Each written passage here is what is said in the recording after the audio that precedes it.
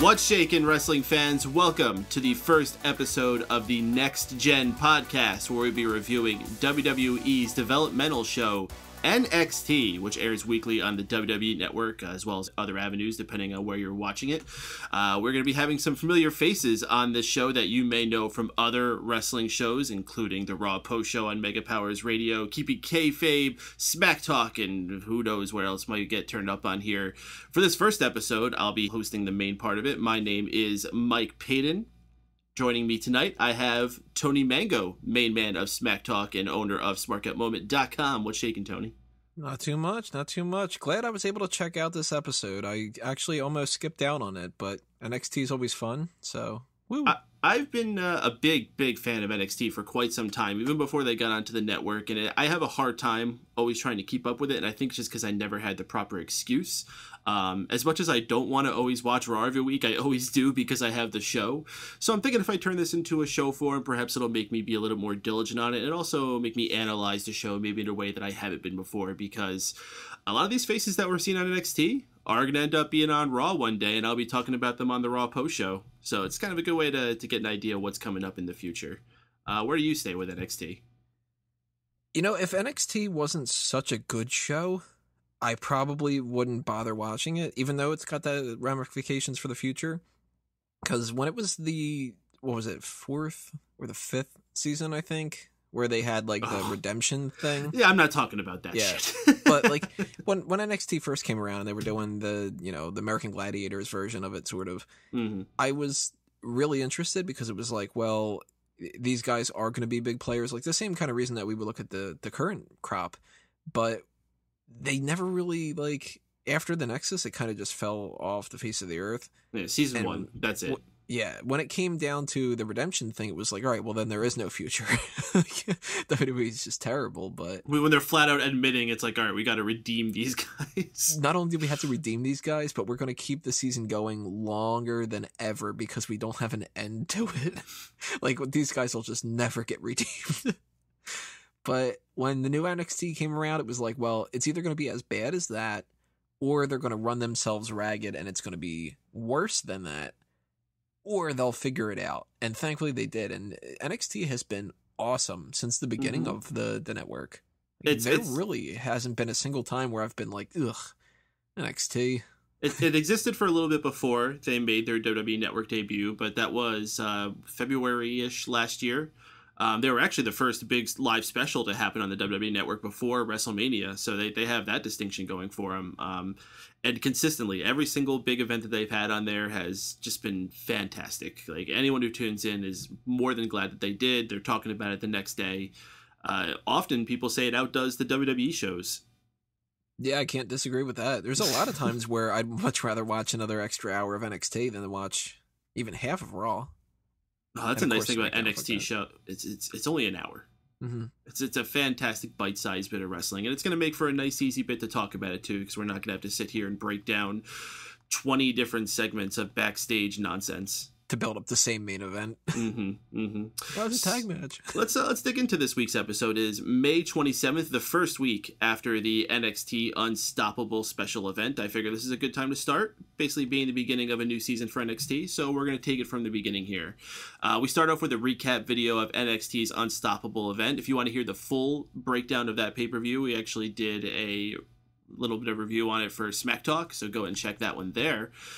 This show, we begin by how do I describe it? Sami Zayn in his main event match in Unstoppable got his ass kicked. So we hear his music playing at the start of the show, thinking that it's going to be the big return for him. But nope, we are greeted by NXT champion Kevin Owens. I've seen this happen a bunch of times. It's still fun, though. I mean, the crowd bought right into it, got super big pop for Sami Zayn, just because of how much they genuinely love Sami Zayn. And then for Kevin Owens to come out, and I'll say this throughout the time, as much as people like Kevin Owens, he's finding ways to still get people to boo him, and that's something I got to give him so much credit for. Plus, it's so funny seeing Kevin Owens come out to that theme. Because it's like, it doesn't fit him at all. No, it's just all just like, I'm a fat guy and I don't go to the theme. He's like, just like slowly sauntering his way down there sideways. Can you imagine, though, if they were to tweak his character just a little bit, how well it would fit?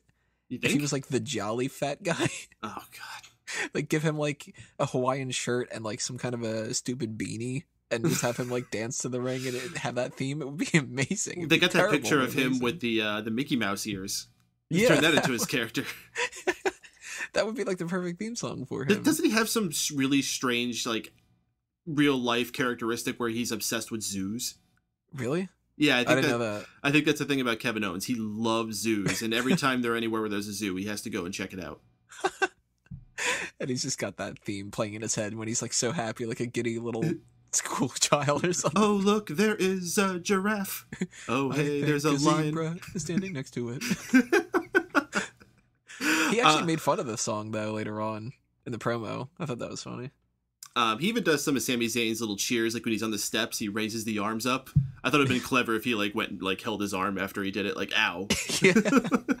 Oh man, I injured myself doing this. Fuck. The crowd is chanting "Olay" at him right away. I think it's great how they've embraced that still, and WWE doesn't go full onto it like they have with the "Fight Owens, Fight" chant, but they still acknowledge it once in a while. People saying "Olay" for him. Mm-hmm. Although they probably have to be so pissed because they wanted people to do that with Los Matadores. You think so? Well, they wanted to say "Olay," but I don't think Olay. they wanted them to sing that song. Maybe not necessarily, but you know, if they've got like one person doing Olay and the other person doing Olay, you would think that they would be like, "Well, can you just stop doing that for for Sami Zayn, and can you just do that for Los Matadores?" Nope. Okay. Well, as Kevin Owens is stepping his way into the ring, we get a replay of him attacking John Cena this past Monday on Raw. During the opening, they also showed him being confronted by Samoa Joe, not to mention that he also potentially may have attacked Hideo Itami. He also has a new #1 contender in Finn Balor. Man, Kevin Owens has a lot going on at one time. I'd love to see that there's like another element to this too. Like he bumped into some caterer backstage and he's pissed too. Well, let's not forget, he still has beef with Alex Riley, who's out with injury. Mm-hmm. Like, this guy is just like, everyone hates him. Like Ty Dillinger will come out next week and be like, "Hey, Kevin Owens, I don't like you either." Well, Kevin Owens takes control of a mic. He said he would put out an NXT Open challenge this evening, but he isn't insecure with himself. He prefers that if people are going to get a title shot, that they earn it. And then people start clapping. It's like, yeah, damn right. People were cheering for him. But no, once again, Kevin Owens cannot let people cheer for him. And during this time, they also start doing that John Cena sucks chant. Because obviously he was alluding to John Cena doing the U.S. Open Challenge. But Owens, being as great as he is, turns it right around on them, saying, funny thing about that chant is that you never say it for Sami Zayn, and he sucks too. Yeah. Quickly, the crowd boos him again. They're like, oh, wait, you're an asshole. I don't like you. Masterful. Boo. Yeah, hey, you shouldn't be making fun of us. Well, what it shows is that they like Sami Zayn more than they hate John Cena. That's true. And that they're willing to go with the Sami Zayn feud instead of just being like, nah, I still like Kevin Owens. You know. Kevin Owens begins defending himself that he's a good person, saying that he only did what he did to Sami Zayn because he wanted to stay champion and continue providing for his family. He's also good because he let Samoa Joe live at their confrontation at Unstoppable. Interesting. This prompts William Regal out, who mentions all the people that have been stretchered out lately since Owens has come onto the scene, which has, of course, been Alex Riley, Sami Zayn like 3 or 4 times now, and now Hideo Itami. Owens, again, denies any involvement in the Hideo Itami incident, though. And we get some kind of like static. I have no idea who it is. I actually thought it might have been CM Punk for a second. But no, it's Solomon Crowe. I'm not 100% familiar with this guy. As I said, I've missed a few weeks, so this guy has not been completely on my radar. I know that he is the former Sami Callihan from the indie scene. I don't know much about him as a person. I do know that his character sucks. Yeah, it does, doesn't it? Oh my gosh, like the whole like package as far as his video and music isn't terrible, but like this look he has like Remember those trolls you used to play with when you were little? Mm-hmm. That's the first thing I thought of when I saw him. His hair looks he's like got that. Troll hair. Only it's worse because they combined it with that stupid haircut that a lot of girls are doing these days where they shave half their head. Mm-hmm. And then he dyed just a small patch of it pink. I wonder if he was talking to a therapist at the time. This inside joke. This guy coming out confronting Owens, I did not buy it for 1 second. He comes out talking like this, and Kevin Owens even takes a crack at the way he talks, which was fantastic. Solomon Crowe wants a shot, and Kevin Owens and William Regal both grant it to him. That sets up our main event for the evening, Kevin Owens versus Solomon Crowe. Kevin Owens ends a segment by saying Regal can soon add Solomon Crowe to the list of people that he's going to have stretchered out. I loved that. I love how he's like, wait a minute, how many people do you think I've taken out? Let's see. There's Finn Balor, there's Sami Zayn, there's Sami Zayn, there's Sami Zayn. And he's like, hey, I didn't have anything to do with it today with Tommy. Yeah. Like, I'll acknowledge the other ones, but not a Tommy. That was great. And, you know, what better threat than I've taken out all these people, and this Sami Zayn, not Sami Zayn, this Sami Callihan joke, you know, look at this fucking guy. I'm going to take him out too. All right, see you later, buddy. But Solomon Crowe is really like, I don't want to say that I hate the guy because I don't hate the guy, of course, but I don't see what's special. He's not complete dog shit. No. And, you know, it's something we got to keep in mind throughout when we're doing the show is this is developmental, so I want to give the guy a chance. This is his place to learn. I'm just saying I don't think this is working out. And something I wanted to get to is what I know of him from his indie days is when I see pictures of him, his character looks more like a Frankenstein gutter punk type character. And that seems way cooler than what he's doing right now. I don't understand the hacker thing because he does not look like the type of guy that I would imagine has the skills to be a hacker.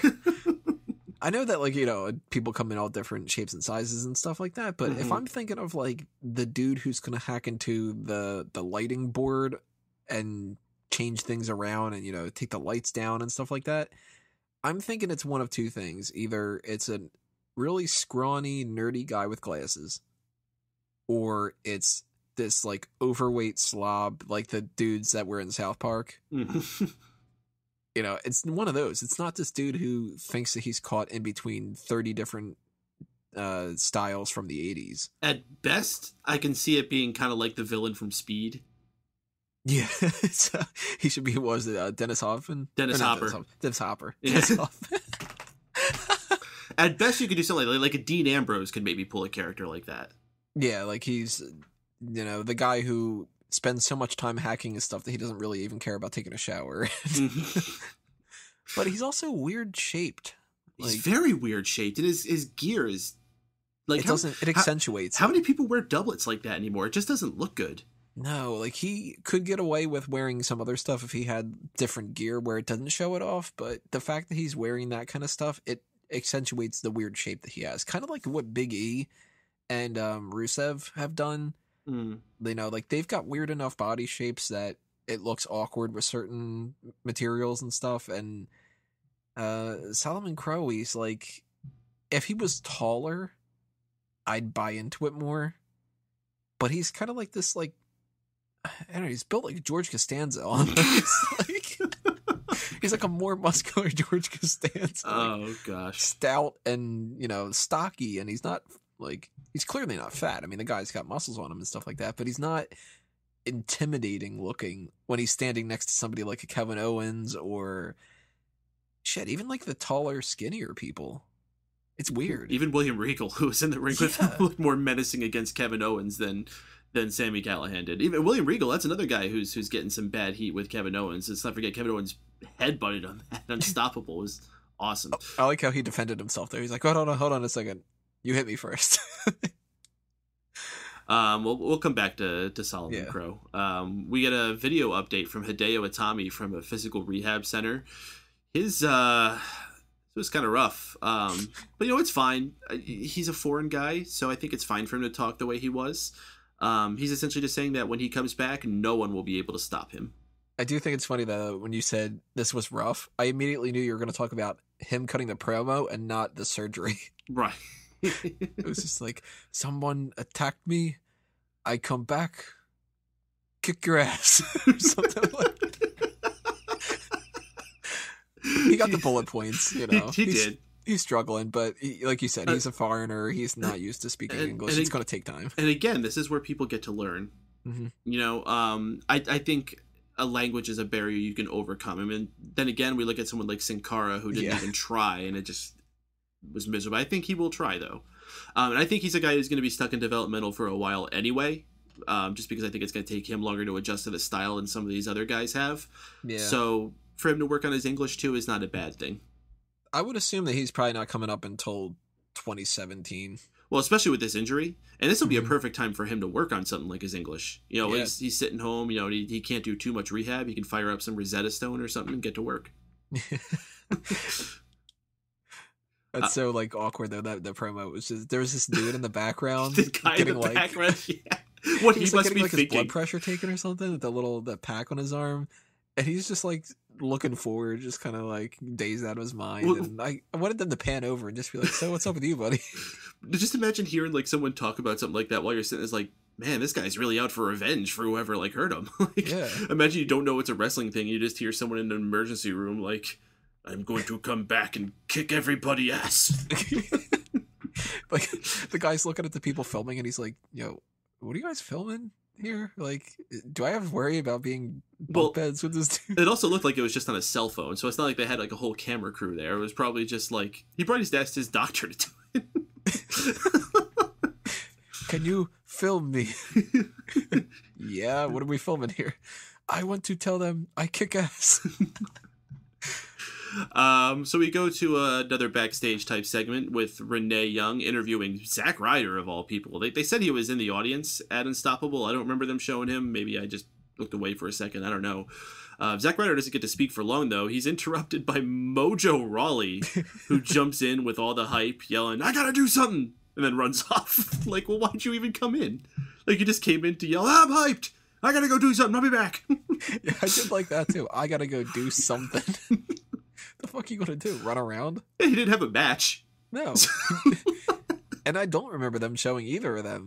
They showed Eva Marie, they showed the Mountain from Game of Thrones, they showed Stephanie, they showed what was it, like another group of people or something. Well, they showed all the new class members.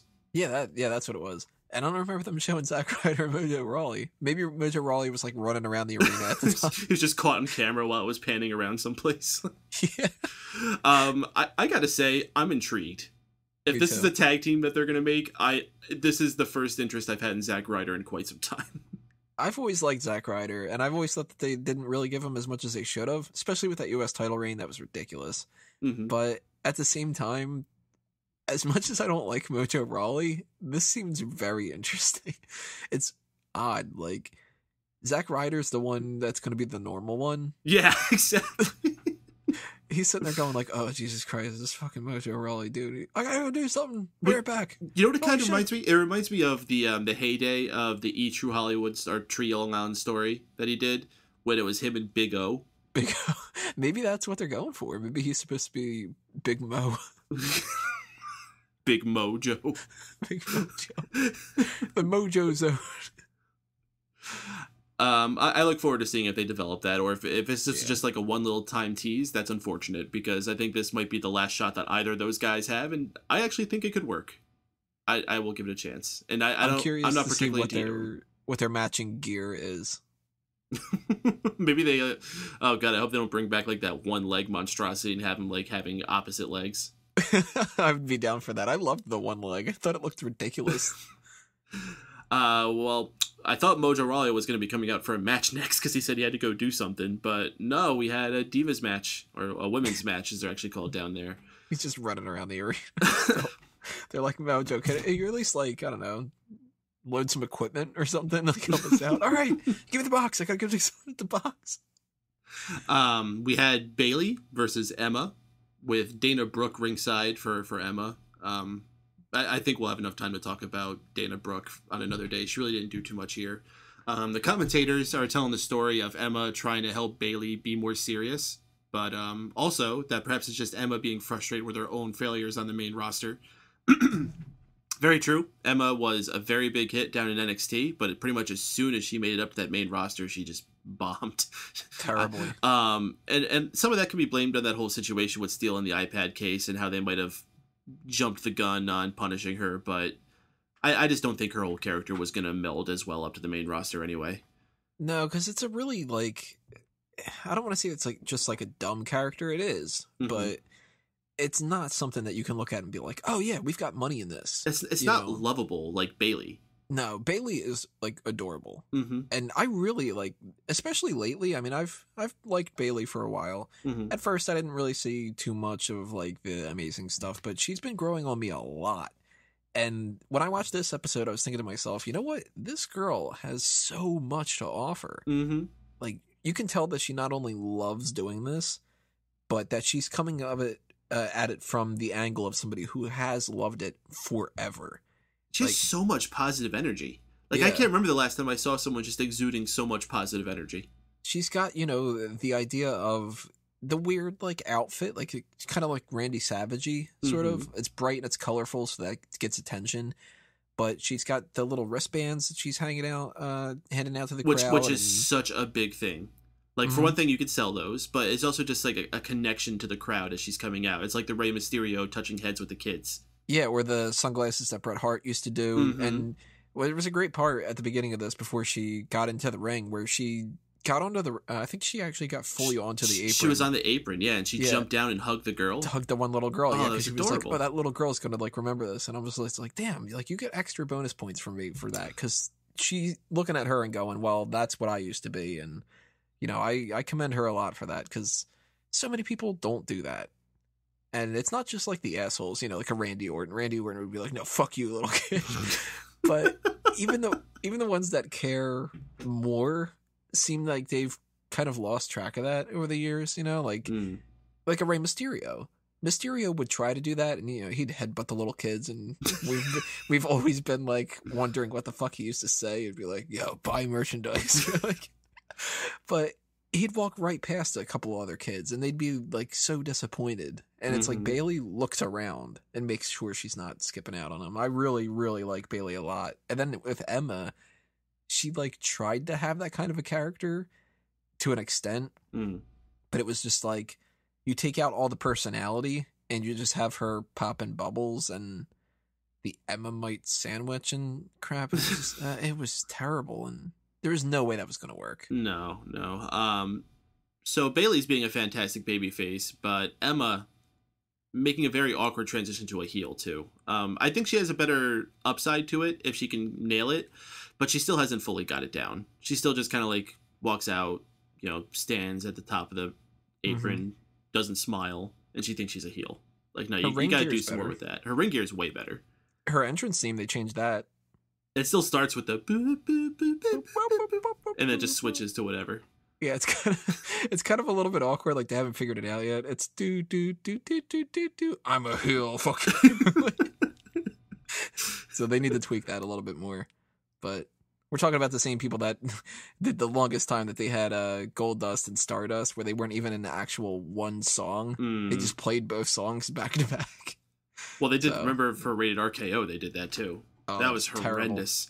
This match, though, it was okay. As far as these NXT women's matches, we've gotten a very high standard, so I would say it's fallen below the norm, but it was by no means bad. Like I said, Emma, I think, is just more figuring out how to fight as a heel. Bayley's great. She can come up anytime, but this match was just an average TV match. Emma wins with the Emma Lock submission, which that looked fantastic. That's one of my favorite submission finishers around right now, is that Emma Lock submission, because the way she was wrenching it too, it looked fantastic. That does look good. It looks like it would hurt. And we've had too many submissions that don't look like they would hurt. STF. And now that she's gotten rid of that stupid dance she used to do when she fell back for it, it actually looks like she's going to hurt somebody. After the match, Dana Brooke comes into the ring, and they both do the double team on Bayley, but Charlotte comes down for the save. This proves to be too much for Charlotte, though. Dana Brooke hits her finisher on Charlotte, which looks to be some kind of like attitude adjustment. I'm not really sure what it is, but I don't know. Dana Brooke is a mess. This chick is so green. Again, I know this is developmental, but they have basically two crews on NXT. They have a crew that's on their shows and a crew that's not on the shows yet, or they do the dark matches, or they just work in the facility. And yeah, she should be on that second crew. Yeah, it's a shame. She's got a good look to her. I mean, she does look a little bit like, what should I say, like processed. It sounds really terrible. Like beef. No, like You know, the stereotypical, like, the bimbo with the Botox kind of thing. Oh, yeah. But she's a good-looking girl. She's got the muscles for her. She looks like exactly what they would be going for. Man, she is green. Well, you know what? And talking about how, like, Bayley seems like she's such a genuine wrestling lover, I don't get that from Dana Brooke. Not at all. I don't know what her motivation is or why she's here. I feel like she probably wanted to be a fitness model and it just didn't work out. And this is, like, another path for her. And that very rarely works out good. You know who she reminds me a lot of? Not in personality, because their personalities are totally different, but as far as like her look and probably her passion, Jamie Keys. Ooh. Remember her? No. She was on the women's edition of NXT, and she was actually on, I think, season 2. Beforehand. She was one of the ring announcers. And she came in, and she was, I think, the first woman eliminated from the women's edition of that. Very muscular, blonde, good-looking girl who was a fitness model beforehand, and then they released her, and then she went back to fitness modeling. Like, Dana Brooke seems like that to me. She seems like she's somebody who she got into this because it'll be something on her resume. Mm-hmm. Yeah. And she really likes doing that fucking pose. I'm so sick of that. She has 2 of them. She has the one where she looks like she's, like, flicking dust off her hips, and then she has the other one. She looks like she's giving her arm a massage. Yeah, and she did that, I think, 3 or 4 times in this. It was like, let me just stand around and hover over Charlotte and do this, and then do that, and then do it in the side, and then when Emma hits, like, you know, a really good move, instead of, like, clapping, it's like, oh, let me massage my arm real quick. As far as her look, I agree. She reminds me kind of like a Beth Phoenix, who I always really liked, but again, I see right through her. I don't see her as someone who should be here. No, and she's going to be there for a long time, I think. No, actually, I think the opposite. I think they're going to rush her to the main roster as soon as they can. Really? Mm-hmm. See, I would have thought that she'd be that person that they keep her in NXT because they're like, you're just not good enough, and we were going to put this person up and this person up. They brought Eva Marie up like 2 weeks after signing her. Yeah, but she hasn't been on there for a while. This is true. And now they have her working with Brian Kendrick. Mm-hmm. And she did that whole thing where she said that she was going to be in NXT. I think that they realized that that's a mistake. Now she's going to be on NXT more. But I think they rushed her for Total Divas. That's all that was. Yeah. Did you see that video that her and Brian Kendrick put together? Epic wrestling training? No, I didn't see that one. Okay, I'm not going to spoil that one. Go check that one out. It's a video. I think they just put it out today. It's Is it like being facetious? Yeah. Okay, because I was gonna say I don't think this should be very epic. No, it's like Epic Mealtime basically, but with wrestling training. So we go. Just one more final thing I just want to say. It looks like this feud is continuing, which I could do without. Yeah. We go backstage for another interview with Baron Corbin, who is interrupted by Rhino, who is breathing real heavily, saying that was fun, real fun. We should do it again. Real soon. That was very awkward. Very awkward. And again, another feud that's continuing that just doesn't need to. I was half expecting it to be like, I'm going to go now. I got to do something. Something. But you're all be like, we could do something together, buddy. We have Corbin, he held his own on the mic a little bit better than I thought he would, though. I don't think I've ever heard him talk. I can't recall any time hearing him talk either, and he's not horrendous. Yeah. The jury's still out on Baron Corbin for me. He's green. But I haven't formed an opinion on him yet. He shows a lot of good signs, and he shows a lot of shit too. I have more faith in Baron Corbin than Dana Brooke. Yeah, leaps and bounds, absolutely. My biggest worry for Baron Corbin, actually more than anything, is that receding hairline.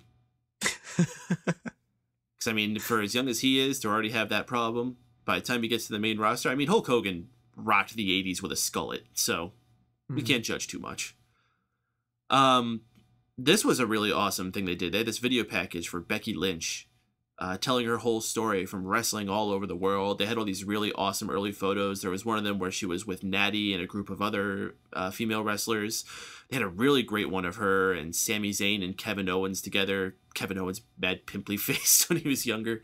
Yeah. They acknowledge her heel Irish jig character, or not a heel, her Irish jig character that she did though. That was just awful. So lame. I remember we watched that actually when we were I think that was at Too Many Games last year. That was almost a year ago now. Although I think we were a little bit too distracted with Bull Dempsey. Yes. Yeah. So we're just like, look at this fat slob. and how she's evolved into her steampunk present. This was a great video, and they don't do stuff like this enough for anybody, let alone the main roster. But to do this for her is great character development. And honestly, if people weren't cemented into her being a babyface after her performance at Unstoppable, this should have done it. Yeah, this was a definite babyface vignette. They did everything from I've been doing this for a long time, and I'm really dedicated, and I'm passionate, and I found myself, and now I'm unstoppable, and you'll be able to buy into me more and stuff. Like, this was setting her up to be maybe the top babyface when somebody like Charlotte leaves. Charlotte's barely doing anything right now. Yeah, I think that she's coming up. Yeah, I'm pretty sure that Charlotte's being phased out, and it's definitely being set up for her to be the top babyface. Her and Bayley. Mm-hmm. And then Sasha Banks, and then hopefully not Dana Brooke will be like the top heels. It seems like she's kind of losing her accent that she had. I'm glad. I don't like that accent. I think it loses a bit of her identity, because Finn Balor doesn't seem like he's lost it at all. He's still keeping his accent when he talks. Oh, I'd be totally down for him losing it, because I don't like him doing it either. Okay, then. Yeah. No, that's one of those accents that kind of is like ear grating to me. Scottish is worse, but Irish is very it's a very strong accent. And I'm not too big on accents in general. Like, I think the British accent is like the only one that I actually like hearing. But Australian's like the obnoxious version of the British one. Hi, Corky. Yeah, it's like the Sean Walker impression. Yeah, exactly.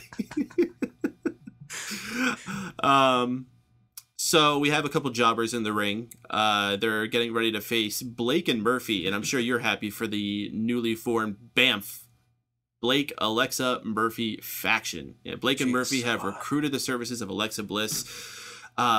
She does look fantastic in the new outfit they've gotten her. She re-dyed the tips of her hair to match the Blake and Murphy colors. I think they've worked her into their entrance really nicely, like the way how she greets them in the middle and the way that they lift her into the ring. Like, this whole package made a lot of sense together, and I gotta tell you, it's given Blake and Murphy more development than ever. Yeah, than ever. Like, they actually kind of like make sense as a team to me now that they have her, as strange it is that they helped. Yeah, it is odd. I'm a huge fan of Alexa Bliss in a lot of other ways too. I think that she's actually very talented in the ring, and she's decent on the mic too. Like, it's surprising. She seems like this, I don't know, this adorable little cuddly stuffed animal or something like that I just want to like pet. But not only is she gorgeous, she is definitely helping this team out. And if they're going to be rocking these pigtails and stuff, like, she needs to one-up them. But I thought it was funny that the commentators even specifically were like, how good does she look in red? It's just like, god damn.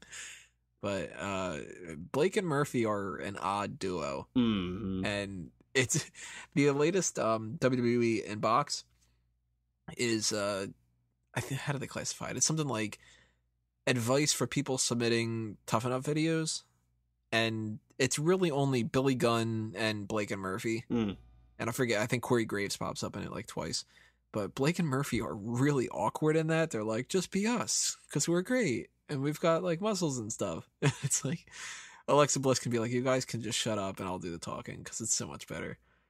I love this the new direction for Alexa Bliss. And it's a great heel tactic, because seeing these two losers hanging around this hot smoking chick, it's going to be fantastic. It just gets under your skin, and it's like, but what?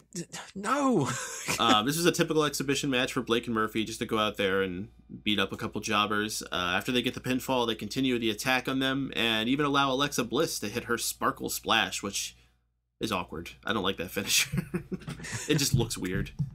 Credit to the commentators that they mentioned on the whole like sparkle thing that she was doing before. I think it was Corey Graves, actually. He said, well, she's all about like the things that are glitzy and glamoury, and what better than the tag titles? They're shining bright. It's like, nice. Yeah. You're playing around with this. You justified it a little bit more. They did do a good job saying that on commentary. And after the match, they actually had a backstage interview with Devin Taylor, asking Alexa Bliss why she's with them. And she says, well, I want to be with winners, and these guys are winners. Typical. It's just reminds me very much of Sunny. Hopefully she doesn't go down the same path. I would. Well, you know what? I don't know. If she goes down the path of doing Vivid Entertainment right now, I'd be down for that. But I don't want her to see her doing Skype calls and getting arrested all the time. How about taking photos in bed with her? All right. Well, let's see. I want to see the pictures of her in bed, not with these like sweaty losers that would spend $75 for that. Oh, look at that! I'm sitting next to Sonny. We totally did it, guys. We have Ty Dillinger in the ring next, who is still employed, if you were curious. He's getting ready for a match with the #1 contender to the NXT title, Finn Balor, who is, I gotta say, my favorite wrestler in NXT, so you're gonna hear me singing his praises very, very often. This was a very basic match. Balor got the pin with his coup de grace, and the crowd was happy to see Finn Balor come out. I'm waiting to hear you sing instead of talk. You gotta start singing his praises. Oh, best I'm gonna do. All right, Hank Hill. Balor. We have Jason Jordan. If you forgot him, he used to be tag partners with Ty Dillinger, working out with a tire. Something, I don't know what's going on there. Jason says it's all tired. He's found the perfect tag team partner replacement for Ty Dillinger, but he's approached by another fella by the name of Chad Gable, who even has a towel to introduce himself with. Next Ricky Ortiz. He goes on singing his own praises, saying that he was in the Olympics. You ever heard of it? It's, of course I've heard of the Olympics.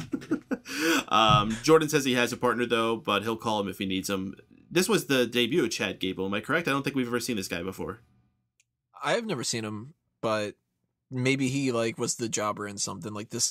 Mike Rollins and Elias Simpson. Oh yeah. Maybe it was like Chad Gable lost to, I don't know, Adrian Neville one day or something like that.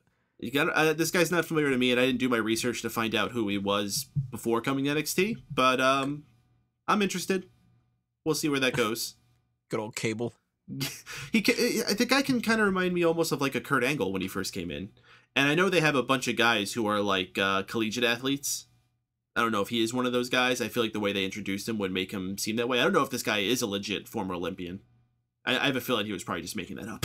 But I wonder if he's going to go the route of he's kind of like a jackass, but he can actually get it done in the ring. Yeah, exactly. That's what I'm saying. It kind of reminds me of Kurt Angle. Possibly. Or like how Bo Dallas should have been.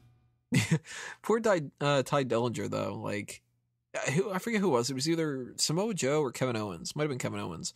Said that he's the most underrated person that they have. Actually, yeah, I think it was Kevin Owens. Now I'm thinking that he's not getting anywhere near as much credit as he should and stuff. And it's he seems like he's a good hand, but that they just don't ever want to invest in him. I think they just don't know what to do with him yet. And they haven't fired him, so I mean that's a good sign. But I mean they've been trying different stuff with him once in a while. I just don't think they know what to do with him. That's odd though that they had him come up to ECW as Gavin Spears for a little bit. Mm-hmm. Then they got rid of him, and then they brought him back. And I don't know, maybe they like him enough in the ring to just have him be one of those loser guys that like a Jamie Noble. Yeah, maybe that's what they're kind of going for. They're like, look, we can't make you a star. You're not a star, but you are very reliable. You can be the next Kurt Hawkins for the next couple of years. Mm-hmm. It's a job. Yeah, he's going to earn more money doing that than he's going to earn if he's just going around, wrestling in a bunch of I think terrible bingo halls and stuff. I think a lot of wrestling fans lose sight of that, where they think it's all about the glory. Let's remember, this is a show with performers that just want to make money to put dinner on the table. It's not just a thing Kevin Owens is saying. These guys need to make money to live. So sometimes that's just what you got to do. And if you want to be a wrestler and that's your shot to do it, you do it. Look at all those people that make an acting living being on commercials. Mm-hmm. Some of them, they get their bit parts in different TV shows and stuff. There's that dude with the weird voice who's always kind of talking like this. He's been on TV shows. He's on that Mom show, and he was on Community and stuff like that. But he's mostly the Comcast cable guy and stuff. And if Ty Dillinger is the commercial actor equivalent, hey, if he makes enough money, he can put aside a little bit of that. Perfectly fine. So let's head to our main event here. We have Kevin Owens against Solomon Crowens. This is set up during our first segment of the show. Kevin Owens begins the match by once again jumping out of the ring as soon as the bell sounds. Which, again, old school heel tactics. I don't know if anyone's getting pissed at this, it's because you're supposed to. So, Crowe goes after him, but Owens manages to get the best of him with the first kick and just continues beating him down for the better part of this match. He continues throwing him out of the ring and making him try to get in before the 10 count, which just made this match drag on for so long. Like, I think they did 3 or 4 count-out teases. It just got so annoying. Crowe tries to make his comeback, but it's short-lived. Owens hits his pop-up powerbomb for the pin. Any thoughts about this match before we say what happens after the match? It was a little bit tough to get through compared to some of the other matches on the night. At this point, I kind of started doing some other stuff and had it on in the background. Especially because you knew that, there's no way Solomon Crow's going to put up that much of a fight. Just he looks like pull out a surprise victory over the champion. Maybe he'll be the next challenger. He's got a victory over the champion. He's a number 1 contender. That was it's not going to happen. Not going to happen at all. It was just, let's wait and see what they do with something else. And, of course, when you look at Solomon Crowe, it's awkward enough. So it's better to, listen to the match and stuff. As good as Kevin Owens is and stuff, and this is still better than some of the other things that we see on a regular basis, but I can't really sing its praises too much, especially because I can't sing. Well, after the match, Owens throws Crowe out of the ring. He's about to do the powerbomb onto the apron, but we hear the evil horns and then the smooth jazz, and that can only mean one thing. Samoa Joe makes his way to the ring. But just as Joe is stepping in, Kevin Owens jumps out saying this was a warning. Next time, that's going to be you laying on the ground while he's pointing at Crowe. And what I think was probably the most interesting line he said, "You should have stayed in oblivion." Yeah. Owens raises his belt on the ramp, saying the champ is here, does the "you can't see me" taunt at Samoa Joe, walks off as we fade to black. Very interesting. I do love that Samoa Joe theme, though. Do you? It's odd. And it's it's not what I would have pictured. The Godzilla thing, and then it's just kind of do Samoa Joe going to theme. But it's interesting. I think that's going to be one of those ones that, when they release it, I'm going to listen to it a lot and then end up, downloading. I think they need to just make a few tweaks to it and it might be fine. Right now, it's just a little too... Maybe it's just too repetitious. I think it just needs some more dynamics to it. It reminds me of, if anybody has watched the end of the year awards that we do, the end theme that I use for that, which I love. It's kind of got this Vegas casino vibe to it. What do you think? What do you think about the continuing of Joe and Owens though? Good old Samoa Jones. Samoa Jones. They need to do more than what they're doing, and I think they need to establish where Finn Balor comes in, because he's getting lost in the shuffle right now, and that's kind of a shame. He is the number 1 contender, and Sami Zayn, of course, is on everybody's mind, but nobody's talking about Finn Balor. I think that's probably just something that's just going to linger until we get close to the next special, and that'll when probably is the be next the one. I have that written down on the schedule. Let me bring that up. It's September, I think they usually do the next one. August 12th. August. That is the next one. So, they've got quite a bit of time, but I can't imagine them really going with just Finn Balor against him. Think they'll do a triple threat? Maybe, because they got to do something with Samoa Joe. And if they wait until the one that goes after that, that's way too far. I mean, the next one after that's October 7th. There's no way they're dragging out Samoa Joe and him until October. So maybe Finn Balor gets a title shot on not this set of tapings, because they did already the 4 of them and he doesn't. Maybe he gets end of July or something, and Samoa Joe comes out and tries to help out or whatever, and build up to a triple threat. That would make sense to me. Well, something else that news that actually just came out today, and again, believe what you want from the scoopscoops.com reports. But they're saying that Kevin Owens is fully main roster bound, that this whole thing with John Cena is his official debut, and he's going to be on Raw full-time going forward. Which means that he probably should drop the title. Yeah. Not right now. Not this week, but right. The next event. Yeah, you would think so. Mm-hmm. And if he's going to drop the title, Do you really think he's going to drop to Finn Balor? Yes, actually, that's been my pick for a while. I think Finn Balor is going to be the face of NXT for the rest of this year. I wonder how they're going to like accomplish this, because it's tricky. Like, you don't think that Finn Balor could just beat Kevin Owens clean? I don't think so. I think that the way that they're building Owens up, it needs to be something that happens, and maybe that's Samoa Joe. Maybe what if they do a gimmick match? What if they do like a ladder match or something? Ladder match, I could see. That'll be really interesting though, because if he's on the main roster, they got to start setting him up with a feud with somebody else. Mm-hmm. And Money in the Bank's coming up. I don't think they'll put him into that. I think that they're going to continue him and Cena through that. That would be interesting though if we've got Kevin Owens get Money in the Bank. Oh, that'd be insane. An NXT guy holding Money in the Bank. I've never done that before. Imagine that he used the briefcase to get the NXT title back. He's like, "This is what means more." That would actually like really help that title like seem important. That would. I've been saying for a long time they need to make it to where you could challenge for any belt. What did you think about that line where he said you should have stayed in Oblivion? It's so good. Because it's true. TNA's fucking Oblivion. And especially considering the eerie timing of Joe making his debut on the NXT special last week. And like within an hour of the special going off, all the news about TNA's troubles with Destination America came out. It's a shame for TNA that they just keep getting all this bad publicity, isn't it? Like, you never see any good things happen. Even when they got the Destination America deal, which was like, this could save TNA, the idea behind it was like, this shitty network might save TNA for a little bit before they go under anyway. And it's like Samoa Joe comes out and everybody's like, oh man, Samoa Joe, that's awesome. And Josh Matthews has to be like, yo, you didn't give a shit about him when he was in TNA. And everybody's like, yep. Fucking Oblivion, Kevin Owens, he speaks the truth in like every promo, and he's got the right name for TNA. It's fucking, not only are they oblivious to how to run a company, it is Oblivion for a career, because when you go to TNA, you're not really, excelling. Mm-hmm. And I also like to think of the Elder Scrolls version of Oblivion, which is what they call hell.